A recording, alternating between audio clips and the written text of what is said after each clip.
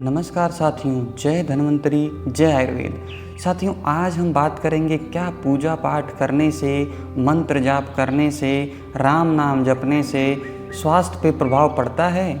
क्या इसका रहस्य है? तो आज हम जानेंगे इस ऑडियो लेक्चर में कि इससे हमारे शरीर के ऊपर क्या ही प्रभाव पड़ता है। तो दोस्तों, आपको पता है काम, क्रोध, मोह, लोभ, ईर्ष्या, जलन, अगर ये चीज़ें हमारी बॉडी में हो रही हैं तो ये अपने अनुसार शरीर में केमिकल रिलीज़ करती हैं। यानी काम होगा तो अलग केमिकल रिलीज होगा, क्रोध होगा तो अलग केमिकल रिलीज होगा। और आयुर्वेद की भाषा में समझें तो कुल मिलाकर के ये हमारे वात, पित्त, कफ को डिसबैलेंस कर देते हैं, यानी असंतुलित अवस्था में कर देते हैं। जब वात, पित्त, कफ असंतुलित अवस्था में होगा तो उसी प्रकार के रोग उत्पन्न होना स्टार्ट हो जाते हैं।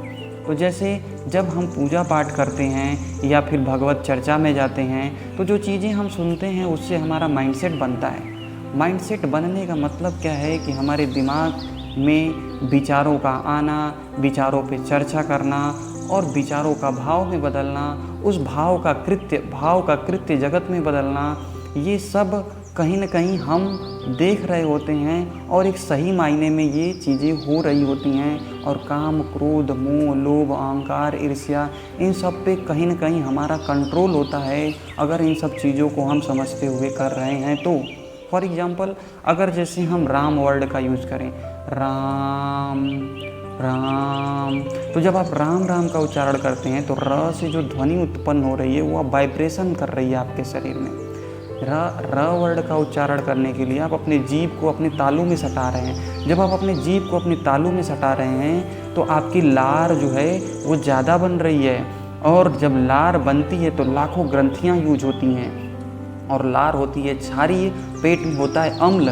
तो 80% ऐसा बोला जाता है कि 80% अगर क्षार है, 20% अम्ल है, एसिड है, तो आपका शरीर बैलेंस में रहेगा। तो जो वर्ड का उच्चारण करेगा, राम राम को अच्छी तरीके से उच्चारण करेगा, आप देखेंगे उसका सलाइवा अच्छा बनने लगेगा। सलाइवा अच्छा बनने का मतलब क्या है? भोजन अच्छे से पाचन होगा, गैस की समस्या दूर होने लगेगी। अब समझिए जो मंत्र हैं, मंत्रों के एक एक शब्द में कितना ही विज्ञान छुपा हुआ है। तो दोस्तों, ये सारी चीज़ें जितनी भी हैं, सनातन धर्म की चीज़ें या फिर जो भी चलती हैं, इन सब के पीछे रहस्य और एक बड़ा वैज्ञानिक कारण छुपा हुआ है। तो दोस्तों, आशा करता हूँ आपको थोड़ा सा हिंट मिला होगा। ऐसे ही वीडियो और ऐसी ही जानकारी पाने के लिए आप हमारे चैनल को सब्सक्राइब कर सकते हैं और हमारे साथ आकर के इस चीज़ को आगे बढ़ा सकते हैं। धन्यवाद दोस्तों।